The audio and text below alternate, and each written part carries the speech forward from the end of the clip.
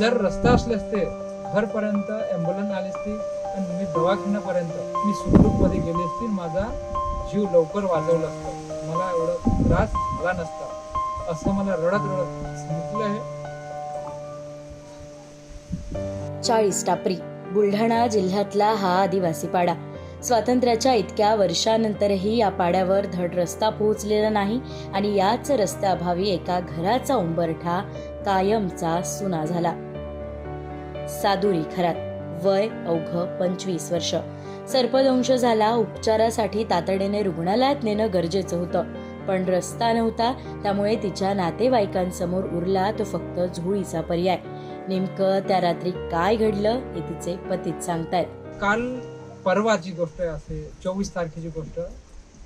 माझ्या मिसेसला सर्पदोषामुळे मला एमर्जन्सीमध्ये दवाखान्यामध्ये न्यायचं होतं. रस्त्या नसल्यामुळं मला 40 टापरी ते घरापर्यंत एकदम आरामशीर गेलो आम्ही, झोडीनं गेलो आम्ही. तर तिथं रस्त्यामध्ये मला माझी मिसेस असं म्हणे की बा जर रस्ता असले असते घरपर्यंत ॲम्ब्युलन्स आली असती आणि मी दवाखान्यापर्यंत मी सुखरूपमध्ये गेली असती, माझा जीव लवकर वाचवला असतं, मला एवढा त्रास झाला नसता, असं मला रडत रडत सांगितलं आहे.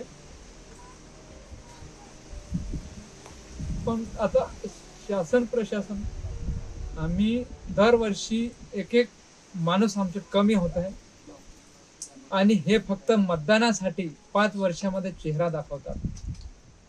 विनंती आहे सगळ्यांना की बा आमचा रस्ता लवकरात लवकर करून द्यावा, आमच्या लोकांना दिशाभूल करू नये.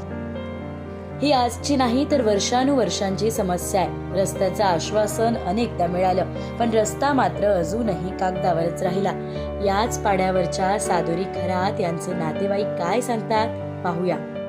हमारे टापरी में एक सामाजिक झुंझारू कार्यकर्ता की पत्नी जिनकी मौत हो चुकी है, तो ये जो रास्ता है धुबली में लोग डाल के ला रहे हैं, जो वहाँ पे अपने को बैनर दिखाया गया, बोर्ड जो दिखा था, वो शासन प्रशासन से पास हुआ हुआ रास्ता है. आप अभी देख सकते हैं रास्ते की हालत, और ये ऐसा मतलब कहाँ तक है अच्छा नहीं है. हम जैसे गरीब लोगों को जान गंवानी पड़ती है.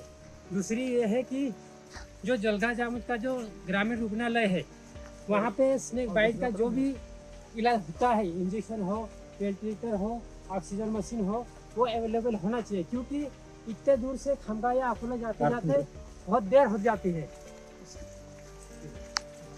और इसी कारण से हमें आज तक ये परिस्थिति में गुजरना पड़ रहा है.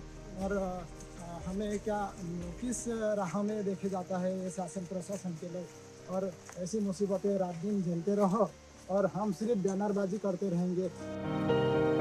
नेते येतात, आश्वासनं देतात, फोटो काढतात आणि निघून जातात.